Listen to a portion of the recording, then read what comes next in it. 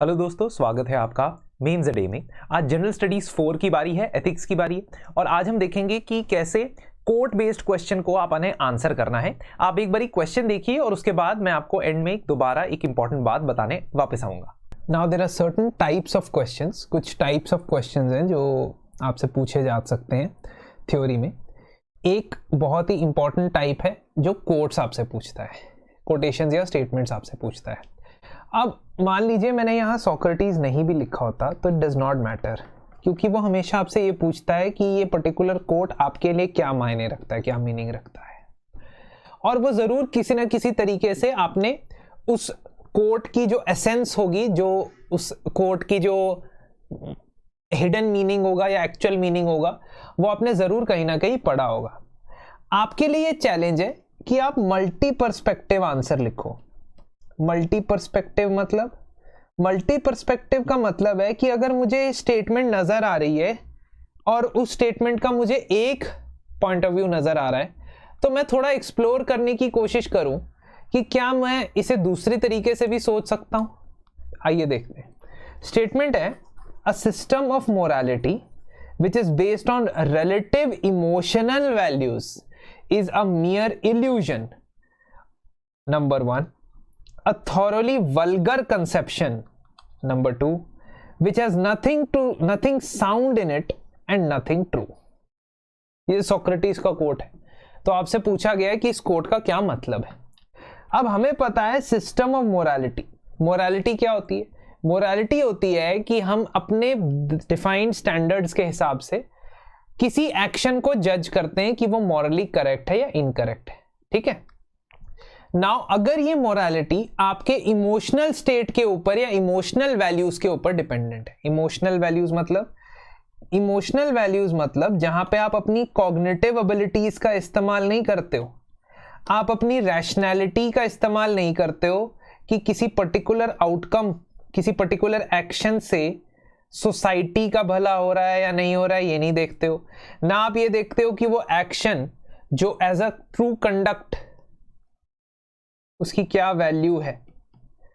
अगर ये सब छोड़ के अपनी cognitive rationality, cost benefit analysis, outcome analysis छोड़ने के बाद आप बस ये देखते हो कि वो पर्टिकुलर एक्ट आपको अच्छा लगता है या बुरा लगता है, which is more based on your attitude towards a particular object. ठीक है। ऐसे मोरालिटी बनाना बिल्कुल भी सही नहीं। For example, if you are basing your morality on what looks good, appearance के बेसिस पे आप बताते हो और appearance के बेसिस पे आपको लगता है कि अगर कोई व्यक्ति जो है एक पर्टिकुलर टाइप के कपड़े पहन रहा है, he or she is wearing one particular type of a dress or a costume, and you think it is morally incorrect to wear that costume, and the reason for that moral incorrectness is not based in laws, is not based in your religious beliefs, it is just based on the visual appearance. और उस visual appearance से आप कह दो कि वो जो काम हो रहा है, वो जो एक्शन हो रहा है, वो सही है गलत है, देखने में गंदा है देखने में अच्छा है, then that is nothing but vulgar. ये सही कंसेप्ट नहीं है, ऐसा सोक्रेटिस कहता है। रीजन इसका बहुत ही सिंपल है, बहुत सिंपल रीजन है। क्या रीजन है?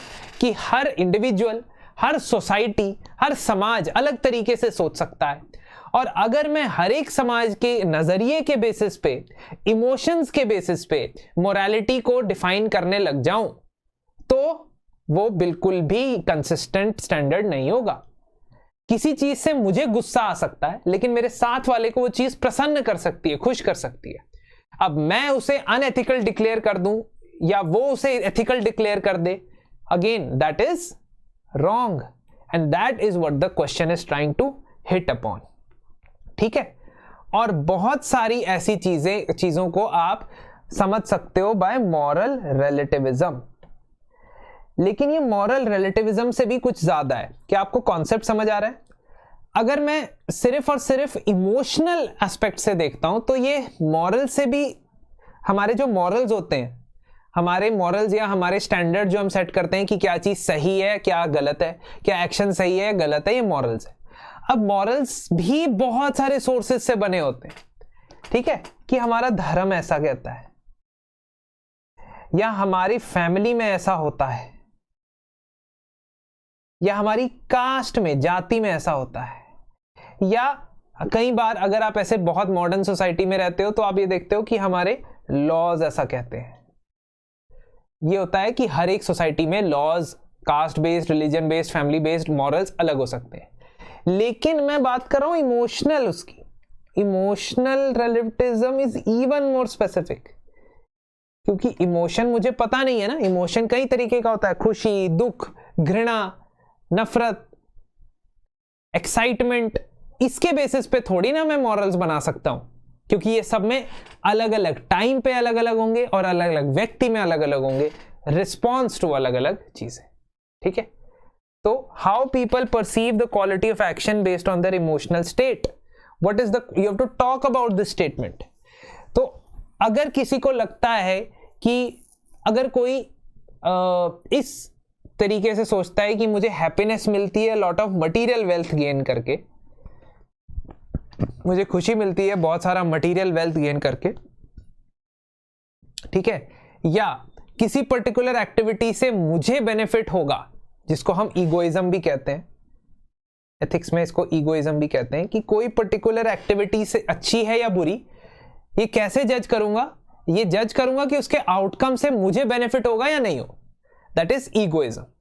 ठीक है, अगर मैं ईगोइस्टिक बन जाऊं तो वो स्टैंडर्ड हर किसी के लिए गलत होगा।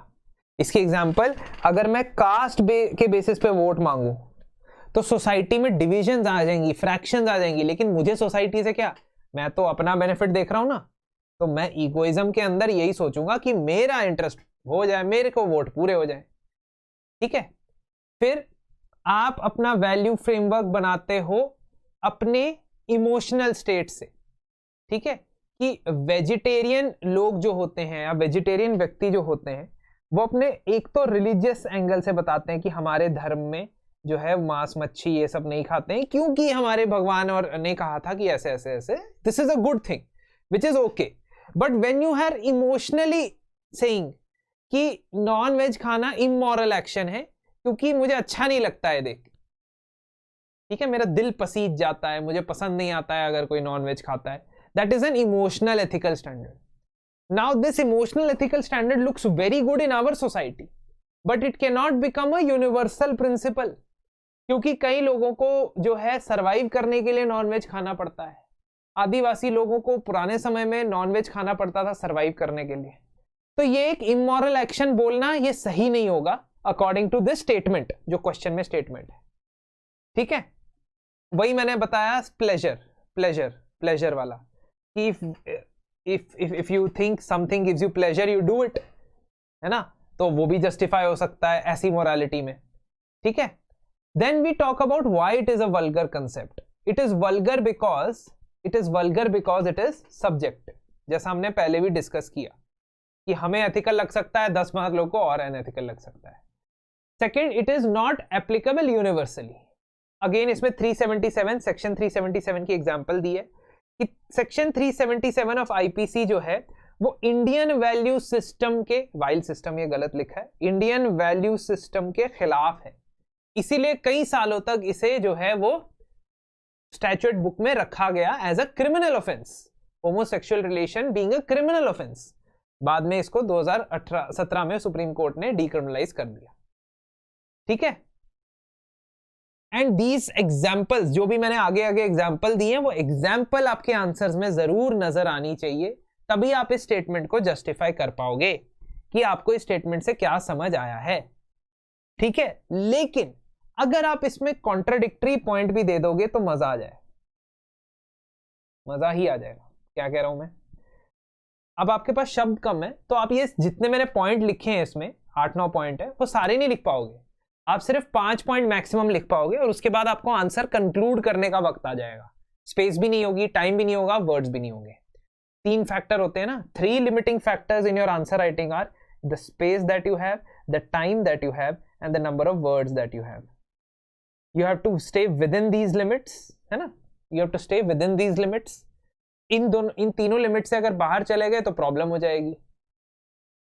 ठीक है, तो अब आपका आंसर कंक्लूड करने का वक्त आ गया है, लेकिन बिफोर कंक्लूडिंग कंक्लूजन से पहले अगर एक ऑल्टरनेटिव पर्सपेक्टिव भी आप इस स्टेटमेंट का दे दो, वो क्या है?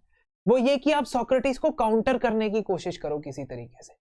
हर क्वेश्चन में, हर कोट में देखा करो कि क्या मैं इस कोट करने वाले को कोई काउंटर आर्गुमेंट दे सकता हूं। और काउंटर आर्गुमेंट देने का एक पोलाइट तरीका है। पोलाइट तरीका क्या है कि आप ये नहीं करोगे but this statement is not correct, या ऐसा कहोगे कि but this statement is not consistent with today's times.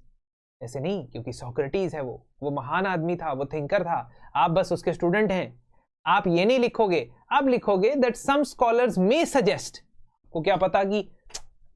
आपको क्या पता स्कॉलर्स क्या माने, आप स्कॉलर्स पे डाल दो। सम स्कॉलर्स में suggest that sometimes emotional values are also very powerful indicators of ethical action. Sometimes, not every time. Why? Sometimes, not every time. Can you give an example? क्या कोई मुझे एग्जाम्पल दे सकता है जहां पे इमोशन में आके भी मैं कोई काम करूं या इमोशनल वैल्यूज के बेसिस पे कोई काम करूं और वो काम एथिकल भी निकल आए और यूनिवर्सली सही माना जाए? यूनिवर्सली सही माना जाए। मैं बताऊं, a mother sacrificing her life for her child. A mother sacrificing her life for a child.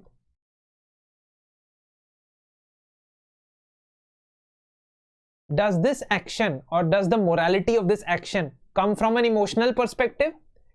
क्या आपको मेरा समझाने का तरीका मतलब सूट कर रहा है? क्या आप समझ पा रहे हैं?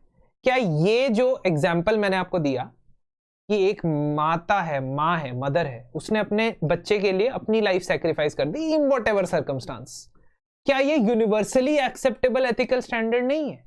है। लेकिन क्या ये इमोशन से डेवलप हो रहा है, इमोशन से मॉरल बना है? हाँ, because emotionally the mother is connected to the child. तो there may be some circumstances where a moral system based on emotions और emotional values will also be held correct. अगर आप ये लाइन लिख देते हो ना, तो एक अलग ही दरवाजा खुल जाएगा आपका दिमाग का, जो आप एग्जामिनर को दिखा पाओ। दोस्तों, देखा किस तरीके से आपने हैंडल करना है कोट्स बेस्ड क्वेश्चंस को, और अगर इसी तरीके से हर क्वेश्चन की प्रैक्टिस के साथ साथ उसकी इवैल्यूएशन, उसका फीडबैक और लाइव डाउट सेशंस के अंदर आप पार्टिसिपेट करना चाहते हैं, तो 48 days mains answer writing programme का सेकेंड बैच जो है वो हमारा स्टार्ट हो चुका है और उसके 2 हफ्ते हो चुके हैं। बट आप उसके अंदर एनरोल कर सकते हैं अभी भी, क्योंकि उसमें जो फ्लेक्सिबिलिटी या फ्लेक्सिबल शेड्यूल है उसके हिसाब से आप मेंस 2024 तक अपने आंसर्स लिख सकते हैं। आपके डेली एक क्वेश्चन के आंसर को इवैल्यूएट भी किया जाएगा और साथ ही साथ हर हफ्ते एक लाइव सेशन कंडक्ट किया जाएगा जिसमें आप मुझसे डायरेक्टली डाउट्स पूछ सकते हैं। तो आपके आंसर राइटिंग की जर्नी को सिंप्लीफाई करने के लिए और उसको थोड़ा सा मेंस एग्जाम के ओरिएंटेशन की तरफ लाने के लिए ये कोर्स है। इस कोर्स पे 2999 कॉस्ट है, लेकिन आपको इस पे 10% डिस्काउंट मिल जाएगा अगर आप कोड का इस्तेमाल करते हैं RAINA, रैना। तो चलिए मिलते हैं आपसे अगले सेशन में।